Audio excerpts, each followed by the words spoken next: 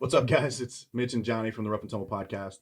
The guys over at AGF asked us to make a technique video that they would put onto the website during this crisis.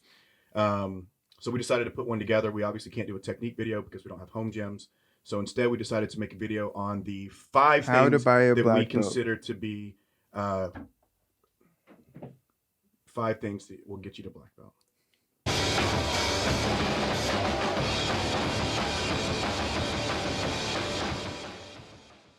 Number 1, consistency. I know it sounds cookie cutter. That's because it is. Because the reality is you cannot make it anywhere in any endeavor, jiu-jitsu or otherwise, if you're not consistently working toward a goal and showing up and actually training for class. There's really no secret to it. Show up, do the work. I don't think anybody has a coach that's not going to make you do the work whenever you show up. So really, that's the hardest part, walking in the door every single day and doing it. Number 2, write everything down. This is something that's helped me out a lot personally. Any class that I take, when I travel or a tournament that I do, I always write things down. I make like lists of the techniques that I like to do. I make mind maps. Anything like that will help you kind of sink those techniques into your brain, those concepts, and really make it a concrete part of your game.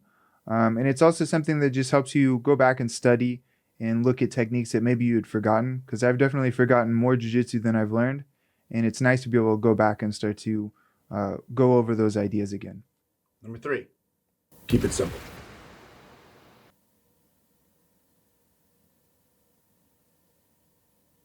Number 4, gym atmosphere. This goes back to number 1, being consistent. It's hard to be consistent somewhere if you're not having fun being there. You need to be able to enjoy your training partners, the atmosphere and the environment that you're in order to be successful at jiu-jitsu and to continue doing jiu-jitsu. Nobody wants to do it for this long if they're not having fun in the environment they're in. Having the toughest training partners in the toughest gym in the toughest part of the world means nothing if you're not showing up to class, because that environment that you're in is either toxic or something that you're just not having fun doing. So in order to be consistent, you have to enjoy where you're going and what you're doing. Number 5, outside resources. We figured that we'd give you a couple of our favorite outside resources, some websites, and some books that you might want to look into picking up that have helped formulate our games. My favorite one is Jiu-Jitsu University by the Hebrew brothers and Kevin Howell. This is a book that, like, the way that it's organized from white belt to black belt, it makes perfect sense in how to formulate your game and how to progress from those ranks. And it really illustrates them in a very, very unique and easy to understand way.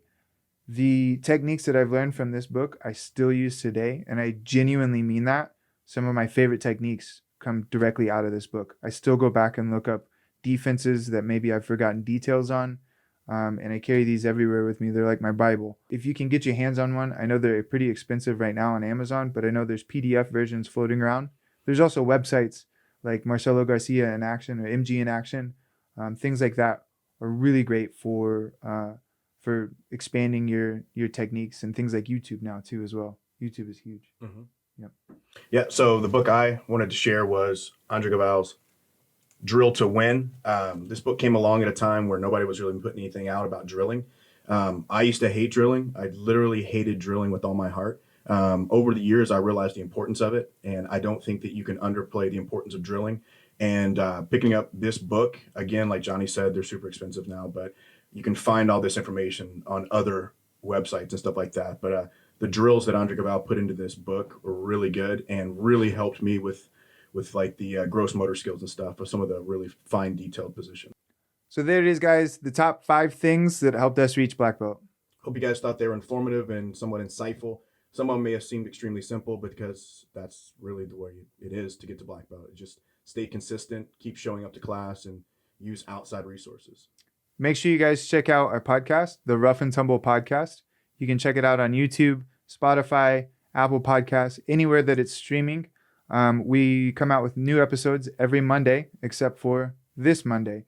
We talk a lot about different martial arts, different fighting styles that we've found, conspiracy theories, anything that we can think of, we'll talk about. So thanks again, guys. Again, hope you thought it was informative, and we look forward to hearing from you guys in the future.